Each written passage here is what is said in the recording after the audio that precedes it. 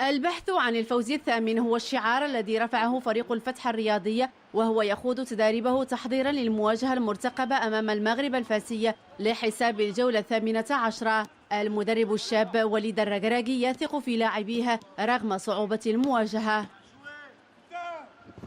ما غاديش يكون ماتش سهل. الماس فرقة كبيرة في كلاسمون، واخا هما غيدابزوا على التيوح كيف كنشوفوا لي ماتش ديالهم، اما مع الوداد اما مع الفراقي كبارين، ديما كيديروا دي غون ماتش. دونك كنعرفوا ملي غنمشيو ليه ما غاديش يكون ماتش سهل. بالحق عندي الثقه في الجروب ديالي، اوني اون فورم، واخا عندنا بزاف ديال لي بليسي، عندي الثقه في الدراري اللي كيدخلوا في الفرقه. فريق الفتح الذي استهل مرحلة الإياب بصورة موفقة عقب الفوز على أولمبيك خريبكا في الجولة 16 والتغلب على النادي القنيطري عن الجولة 17، يعي لاعبوه أهمية المواجهة التي تنتظرهم بفاس، خصوصا وأن المغرب الفاسي مطالب بدوره بتأكيد نتيجة جيدة. من بعد الفوزين الأخيرين فإن شاء الله المقابلة ضد المغرب الفاسي فما غاديش تكون بسهل.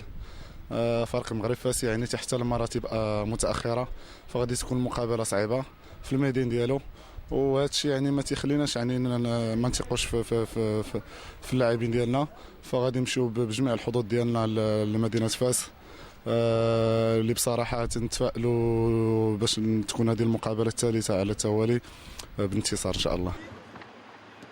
ويدخل فريق الفتح مباراته ضد الماس في ظل غياب كل من نبيل باها بداعي الإيقاف، وهشام العروي والمهدي الباسل ومراد باتنا وبدر بولهرود وعصام باد ومصطفى كوندي بسبب الإصابة. بمركز خامس وبرصيد 27 نقطة، يواصل فريق الفتح الرياضي طموح النجاح والتألق بملاعب دوري المحترف.